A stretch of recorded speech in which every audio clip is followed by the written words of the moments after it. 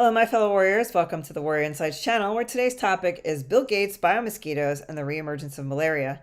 Before I begin, I'd like to remind you that the corresponding article to this video may be found at athenaangelique.substack.com. And in my article, I have embedded some videos that you can watch that also go with this article. Well, guys, Bill Gates is at it again. The computer geek turned pseudo doctor will never be satisfied. And this time, he's playing with mosquitoes and malaria and other diseases. But before I get into him playing with mosquitoes, I'd like to remind you a little bit of his history.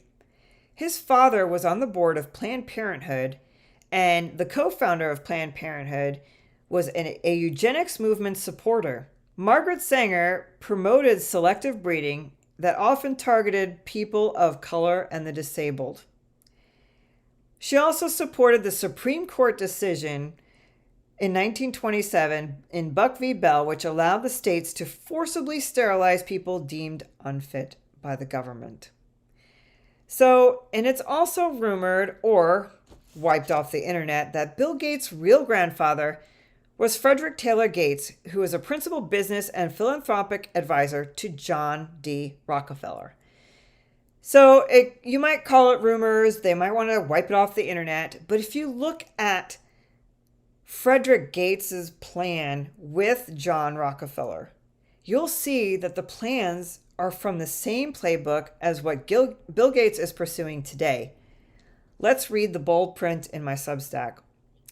Gates convinced him, John Rockefeller, that he could have the greatest impact by modernizing medicine, especially by reforming education, sponsoring research to identify cures, and systematically eradicating debilitating disease that sap national efficiency. Does this sound familiar? Does this sound like what Bill Gates has been saying all along? Going a little bit further, he began shifting the direction from religious charities to decidedly more secular pursuits like medical research and education.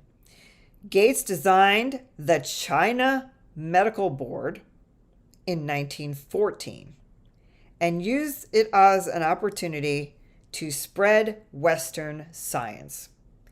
China Medical Board. Very interesting.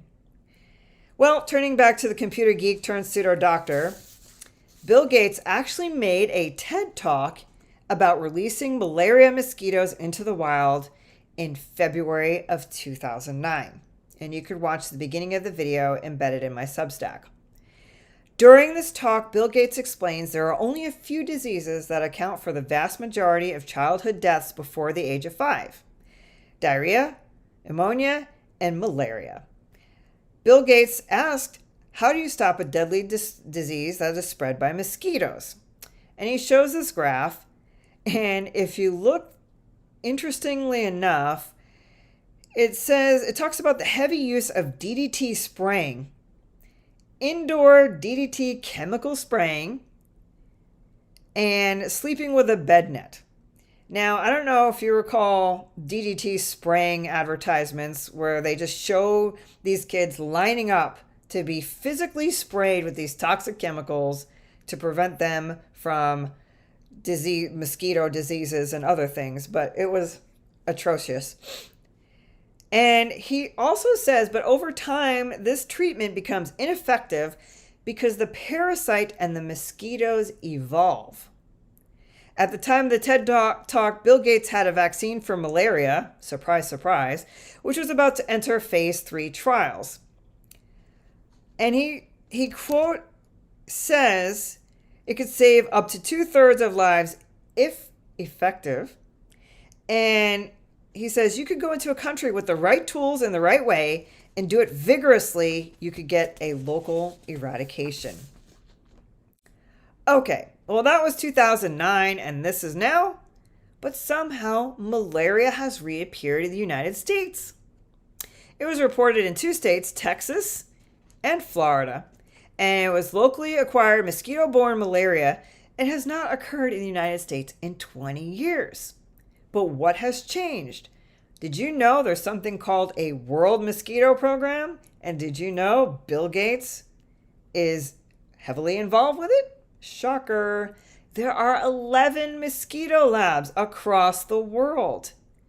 And the World Mosquito Program, which has partnered with Bill Gates, has funded these labs with the purpose of curbing the transmission of viruses like dengue, Zika, chikungunya, and yellow fever from mosquitoes to humans.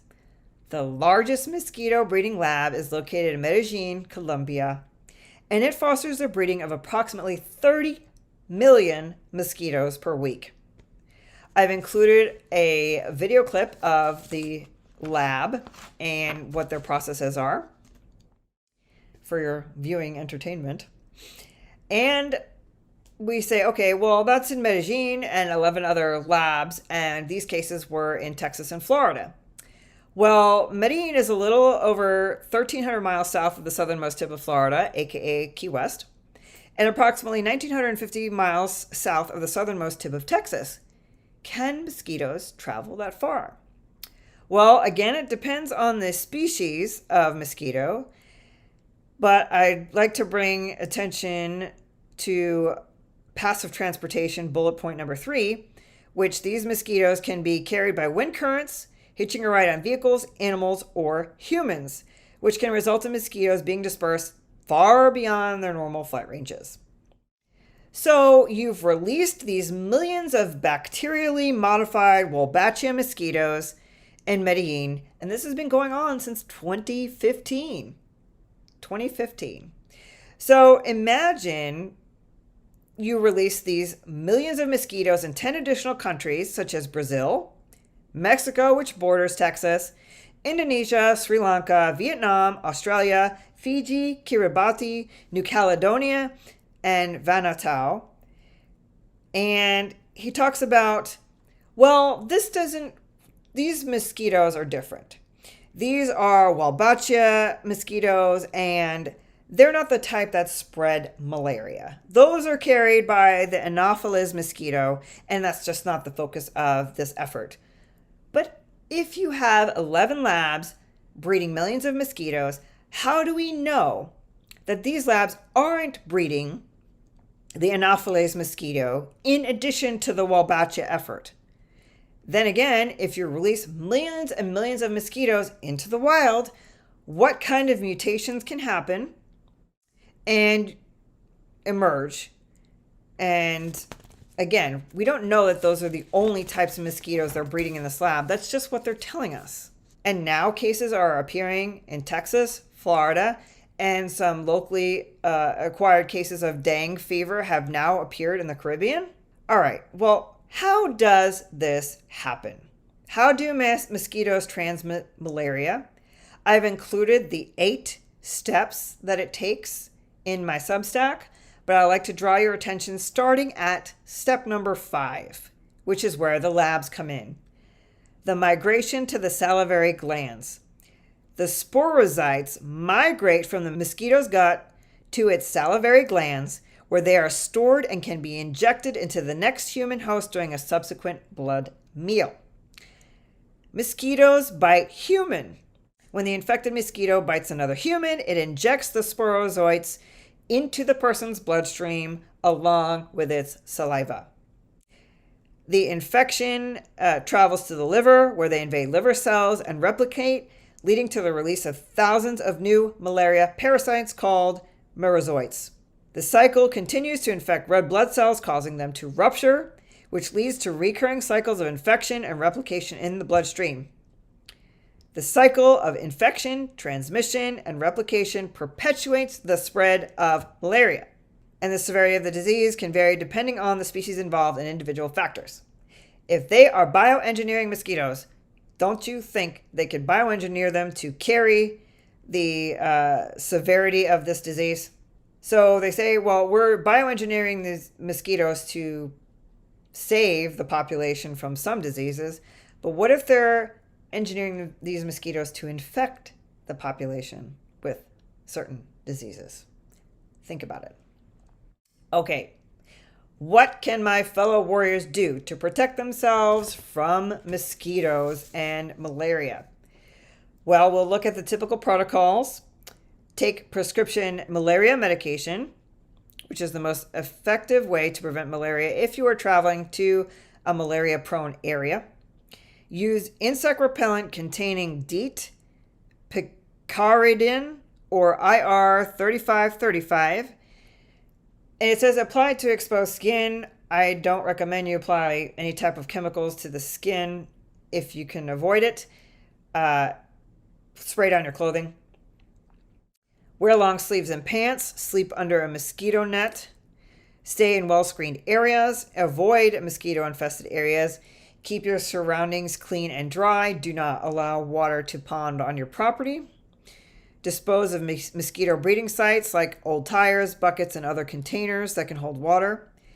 And use mosquito traps to help reduce the number of mosquitoes in your area.